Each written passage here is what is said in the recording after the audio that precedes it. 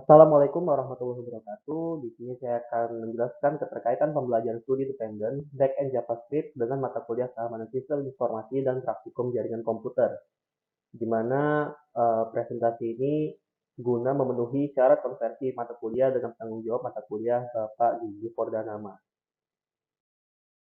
Perkenalkan, nama saya Charles Gunawan dengan NPM 201506144. Saya adalah mahasiswa Universitas Lampung dengan program studi Teknik Informatika.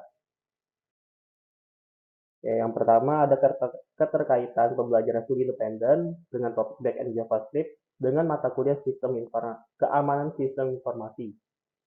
Jadi pada sebuah aplikasi sistem informasi, pasti terdapat data-data yang harus dijaga kerahasiaannya dan tidak boleh diketahui orang lain. Maka dari itu diperlakukan penanganan dalam bagian keamanan sistem informasi tersebut. Pada program studi yang saya ikuti dengan topik back-end JavaScript, di sini saya belajar cara mengamankan data-data tersebut agar tidak disalahgunakan. Adapun cara-cara yang dapat digunakan adalah sebagai berikut. Yang pertama, ada authentication and authorization. Authentication dan authorization ini merupakan langkah untuk mencegah orang yang tidak bertanggung jawab untuk melakukan hal yang tidak diinginkan. Autentikasi sendiri adalah proses untuk mengenali user dengan mencari data user dalam database saat login. Jika ada, maka user dapat menikmati fitur pada aplikasi sesuai role-nya. Jika tidak ada datanya atau tidak dikenali datanya, maka user tidak dapat menikmati fitur yang ada atau terbatas. Biasanya kan kalau di aplikasi itu ada yang sebagai guest, ada yang sebagai user, ada yang sebagai admin. Nah, itu sesuai role-nya.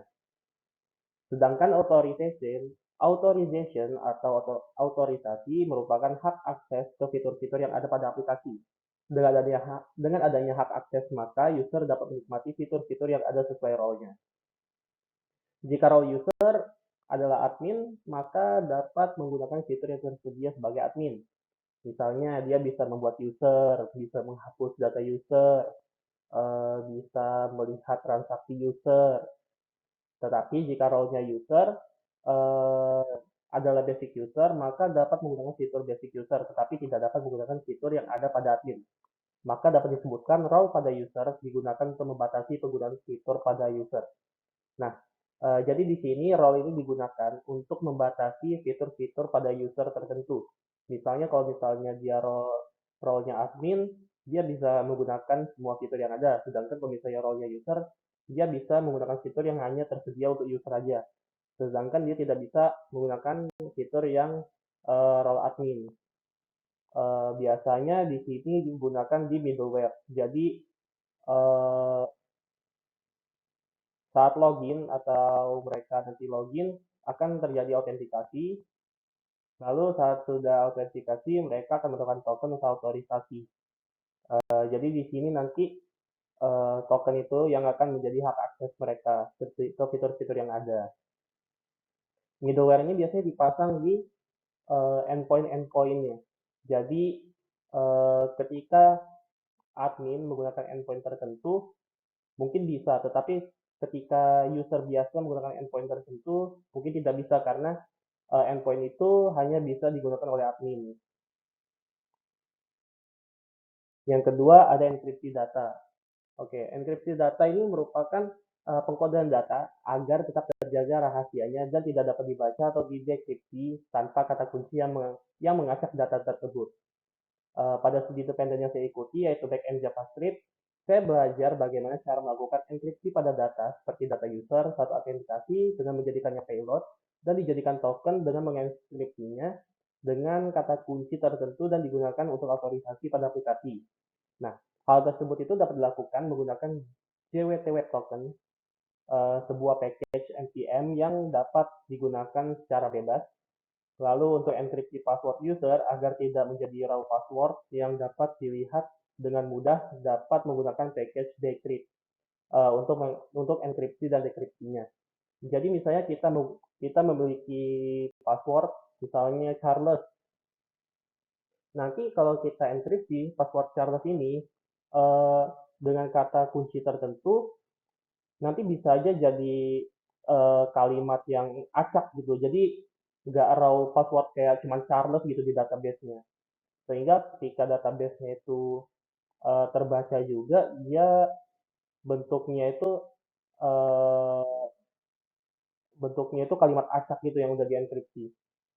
Jadi dia nggak tahu password sebenarnya itu apa. Yang ketiga ada validator. Nah, validator ini digunakan untuk memvalidasi data yang diinput sebelum dimasukkan ke dalam database. Sehingga data harus sesuai dengan kebutuhan database. Contohnya, untuk email harus berupa email. Format email kan kita tahu ya, ciri khasnya itu @gmail.com, @yahoo.com, @blablabla.com, @dadadadada gitu.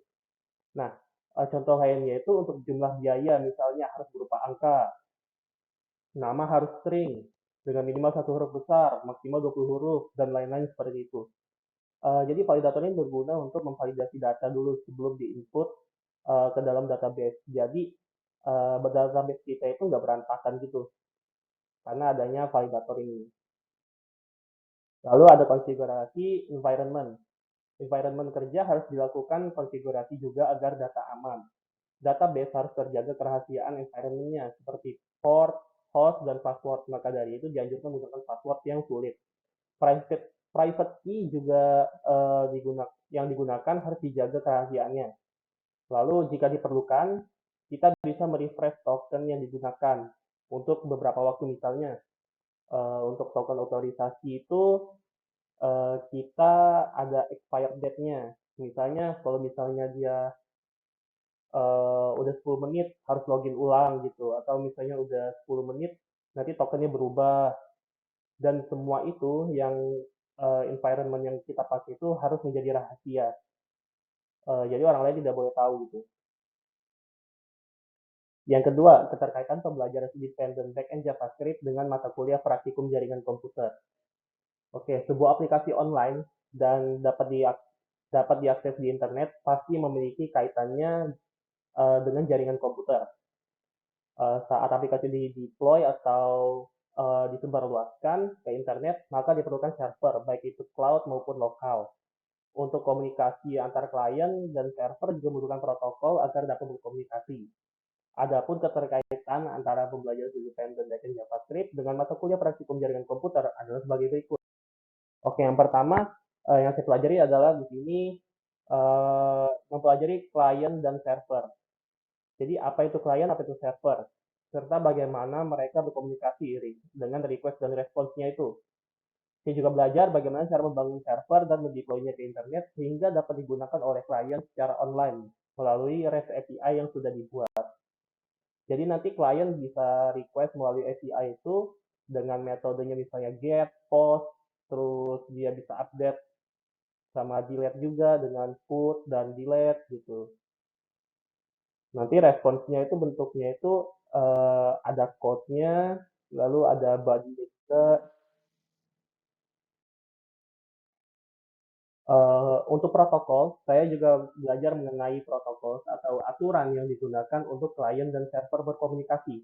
Dalam hal ini saya menggunakan protokol HTTP atau HTTPS yang dikembangkan untuk memfasilitasi hypertext dan World Wide Web. World Wide Web. Jadi di sini karena bagian front end yaitu menggunakan HTML dan juga bagian back end-nya itu sedikit menggunakan HTML, maka di sini menggunakan HTTP dan juga karena ini kan bakal di-upload ke internet ya. Maka dari itu di sini menggunakan HTTP. Oke, selanjutnya ada IP dan port. Saya juga belajar mengenai IP dan port, di mana IP dan port akan dikonfigurasi saat melakukan deployment. IP sendiri digunakan untuk menunjuk ke alamat, dan port digunakan untuk mengarahkan ke layanan atau service yang ada pada alamat tersebut. Jadi kalau misalnya yang saya pelajari itu untuk dia masih di development itu biasanya di localhost dulu. Jadi IP-nya itu masih localhost, address-nya atau alamat itu localhost, portnya itu masih di 3000. Eh, tapi port ini ada bermacam-macam, ada yang 3000, ada 3001, 3002, dan seterusnya sampai ada batasannya itu berapa waktu itu saya lupa. Lalu ada monolitik dan microservice. Ini arsitektur. di mana monolitik semua service dijadikan satu aplikasi, sedangkan untuk microservice dijadikan beberapa aplikasi untuk setiap service-nya. Jadi setiap service dapat berkomunikasi dengan satu sama lain dengan API yang sudah dibuat.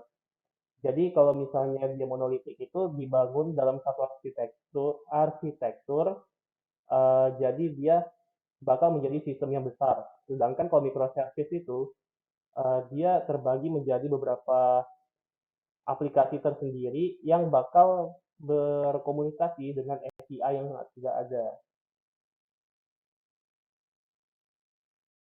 Baik, mungkin sekian dapat saya sampaikan. Jika ada kekurangan saya mohon maaf.